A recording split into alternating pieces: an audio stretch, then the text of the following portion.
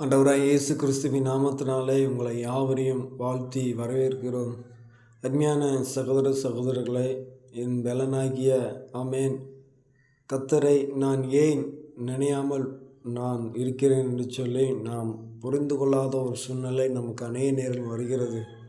சில நேரம் கஷ்டங்கள், பாரங்கள், மனக்குழப்பங்கள் வந்துவிட்டால் என்று சொன்னால் நம் கர்த்தரை நினைக்க மாட்டோம். ஏன் என்று சொன்னால் அந்த கஷ்டங்கள், குழப்பங்கள் என்ன செய்யணும், நம்மளை அதிகப்படியாக ஆழ்த்தும். ஆமென். எப்படி என்று சொன்னால் அந்த கஷ்டத்துக்குள்ளாக நம்மளை முழு மனதோடு, முழு பலத்தோடு, முழு ஆவியோடு, முழு ஆத்மாவோடு நம்ம என்ன செய்யணும்னா அப்படியே போயிடுவோம், அதுக்குள்ளேயாக நடந்துடுவோம். அதனாலே நாம் கர்த்தரை மறந்து என்ன செய்யணும்னா இருந்து கொண்டு இருக்கிறதை அப்பொழுது புரியாது.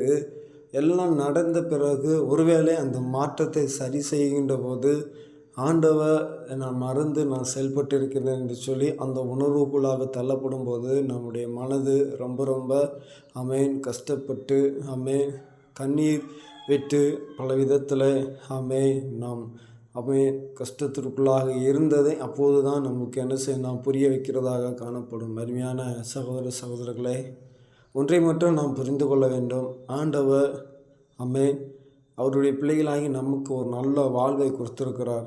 அந்த வாழ்வை கொடுத்திருக்கிற தேவாதி தேவனை நாம் நினைக்கும் போது ஆமென் அவர்கிட்ட கேட்கும்போது ஆமென் நிச்சயமாக இந்த உலகத்தில் மனுஷன்கிட்ட கேட்டால் கூட மனுஷிகள்கிட்ட கேட்டால் கூட கொடுக்க மாட்டார்கள். ஆனால் ஆண்டவராகிய யெகோவா தேவன்கிட்ட ஆமென் யெகோவா ஈரே நீங்கள் எல்லாம் பார்த்துக்கொள்ளுங்கப்பா.